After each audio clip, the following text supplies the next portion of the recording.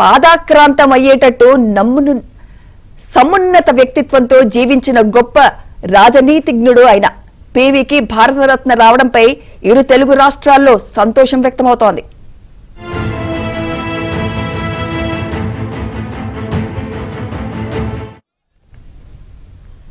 PV Narasimha Rao మన దేశానికి 9వ ప్రధానమంత్రిగా 1991 నుంచి 1996 మధ్య కాలంలో పనిచేశారు.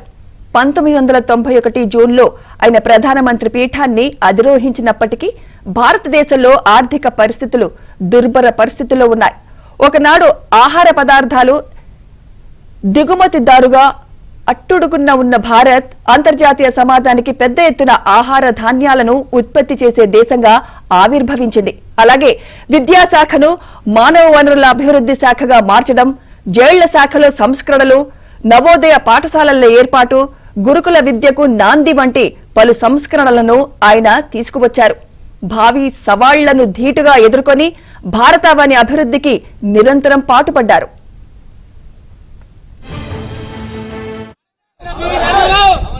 భారతరత్న పివి నరసింహారావు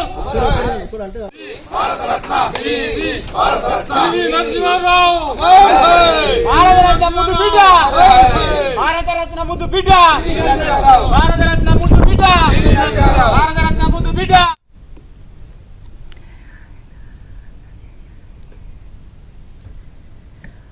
భారత ఆర్థిక వ్యవస్థలో విప్లవాత్మకమైన సంస్కరణలకు బీజం వేసి గాడి తప్పిన ఆర్థిక వ్యవస్థను తిరిగి పట్టాలెక్కించిన ఘనతను సొంతం చేసుకున్నారు. అంతేకాదు బాబ్రీ మసీదు కూల్చివేత లాంటి కొన్ని సంఘటనలు కూడా ఆయన ప్రధానిగా ఉన్నప్పుడే జరిగాయి. అయితే పివి నరసింహారావుకు భారతరత్న ఇవ్వాలన్న డిమాండ్ ఎప్పటినుంచో ఉంది.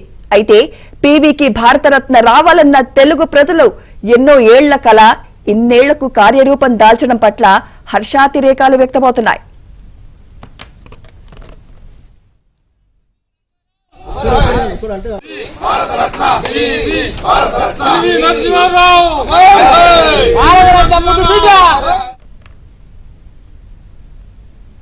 పివితో పాటు మరో మాజీ ప్రధాని హరిచరణ్ సింగ్ తో పాటు హరిత విప్లవ పితామహుడు ఎంఎస్